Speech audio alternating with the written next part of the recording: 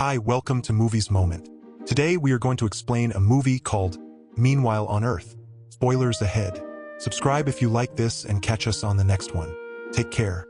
Somewhere in the cosmic void, a spaceship is drifting, filled with the voice of an astronaut. He is comforting a woman who remains on Earth, promising that he will return very soon. He lists the things he will miss while on his journey, but most of all, he will miss his little sister, a blue-eyed artist who will grow up without him and surely achieve great success. Meanwhile, on Earth, in a small, nameless village in the French countryside, his sister Elsa stops to paint a large green letter F on a black astronaut statue prominently displayed at the village entrance. Elsa works as a nurse at a local retirement home and always keeps her sketchbook nearby, capturing everything that interests her. On this day, she reports to her colleagues about a patient's condition.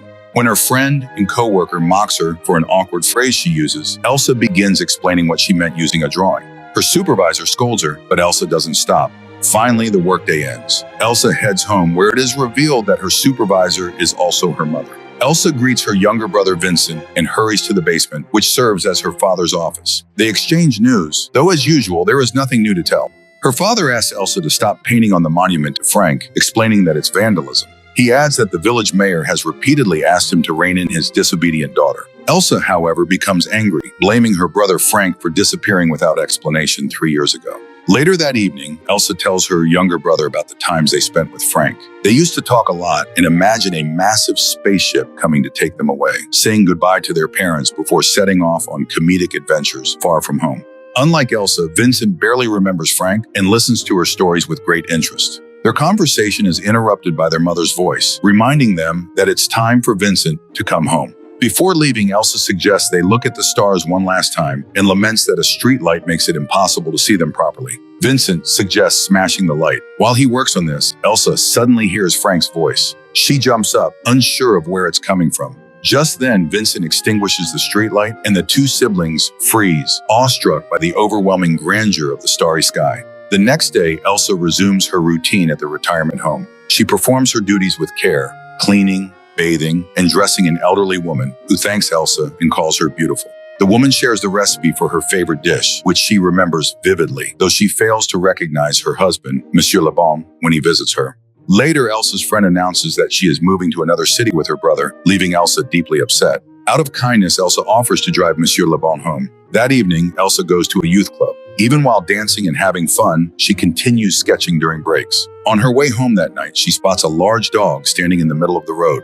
It looks at her car as if waiting for her. Elsa gets out and follows the dog into an alleyway, where she finds a woman lying on the ground. Checking for signs of life, Elsa discovers that the woman is alive but drunk and likely homeless, as she appears to sleep here often. Returning to her car, Elsa feels restless and doesn't want to go home. Instead, she drives to the hill where she and Vincent admired the stars. She can't stop thinking about Frank's voice. Sitting in the same spot, she suddenly hears it again. This time, the voice doesn't fade. Frank tells her that he is glad to hear her. Elsa asks where he is, and Frank explains that his spaceship veered off course. Now he is surrounded by darkness and emptiness, with no surviving crew members. The voice she hears comes through mysterious beings that surround him. They are everywhere, even in his mind. Frank fears that he is dying.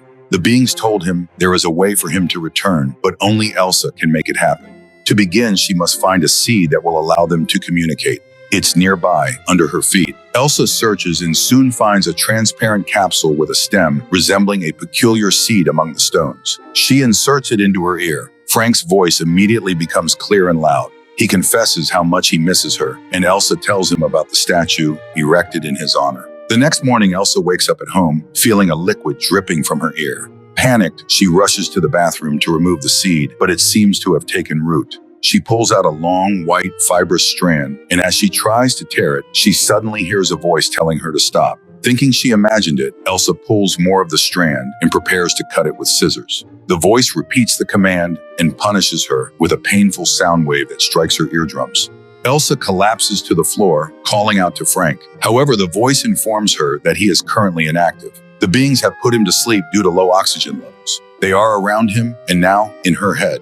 Elsa pleads for them to leave her, but they declare that they need her as much as she needs them. They promise to bring her brother back if she fulfills their demands. Their main rule, she must tell no one about them. At that moment, Vincent enters the bathroom and sees that Elsa is unwell. She lies to him, brushing off his concerns, and sends him away. The voice asks Elsa to follow a path that only they can see. In return, they promise to bring Frank back. They explain that they need 5 bodies, and Elsa has 3 days to find and bring 5 people there. The beings do not reproduce, so humans need not fear a large-scale invasion. No one will ever know they are there because they remain invisible.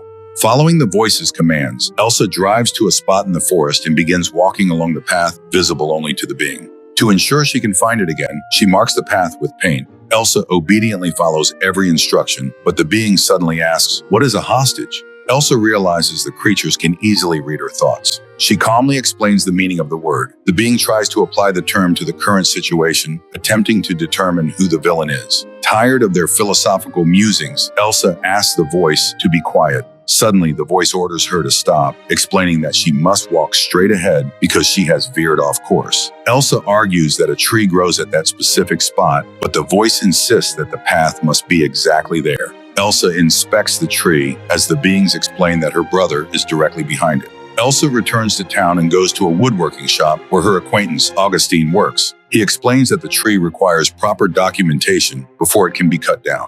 Elsa pleads with him, insisting that it's just a tree. Augustine points her to his senior colleague Jordan, who has the authority to decide. Eventually, Elsa convinces the men to help her. They grab a saw and head into the forest with her. When they arrive, Jordan questions why they need to cut down this particular tree. Elsa claims it's part of a bet and offers him money, but Jordan refuses and begins the work. When the job is nearly finished, he asks Elsa to complete it. She takes the saw and Jordan helps her, making his romantic interests clear. Finally, the tree falls. Elsa asks the men to leave, but Augustine has already returned to the truck. Jordan starts making advances on Elsa, but she pushes him away. He tries to force himself on her, and Elsa reaches for the saw lying nearby. At that moment, Augustine reappears, shouting at Jordan. In the chaos, Elsa directs the saw toward Jordan's groin. Elsa crawls down the newly revealed path and looks back, seeing no one behind her. She returns to the spot and finds Augustine's cap. A moment later, he emerges from the forest. The voice informs her that the exchange was successful. No one will notice. However, the second body proved unsuitable and has disappeared forever. 4 bodies remain. Elsa demands to see her brother. When she insists, the voice causes her pain with a sound wave. They remind her that they now have Augustine and could take her too if she resists. Suddenly, Elsa finds herself aboard a desolate spaceship, walking its corridors. She sees her brother Frank asleep. She touches his face and his grown beard. It feels as though she is transported into a comic book she had drawn as a child. Frank's voice reminds her of the comic and how she forbade him from looking at it. However, he secretly submitted it to a youth competition where it was rejected. Now he asks how her artistic pursuits are going, adding that he will be proud of her when he returns. Time runs out and Elsa returns to reality. She and Augustin drive back to town, though Elsa cannot understand why she must be the one to decide. She asks Augustin to say that Jordan left and will not return. She also insists he smile constantly to maintain his disguise as Augustin. Later, the voice informs Elsa that only 3 days remain. The transition cannot last longer. Elsa's mother treats the scratches she got in the forest, while Elsa goes to the storeroom and finds Frank's clothes. Vincent tells her that Frank is never coming back. Curious, he asks why Elsa draws people. She doesn't answer, but instead asks him whom he would sacrifice to bring Frank back. The boy considers it and concludes it should be terminally ill people or those with no life left to live.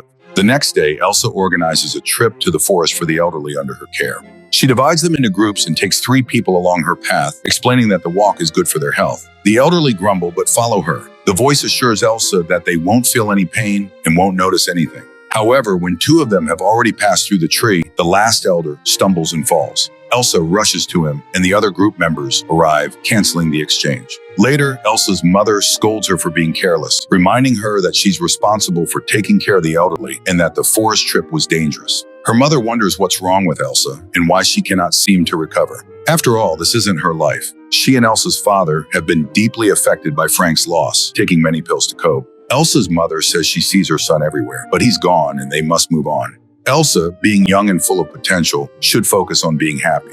Later, the voice explains to Elsa that they don't die but transition from one life to another, reaching the end of one path and starting a new one. They want to be human, to feel and to live in the moment.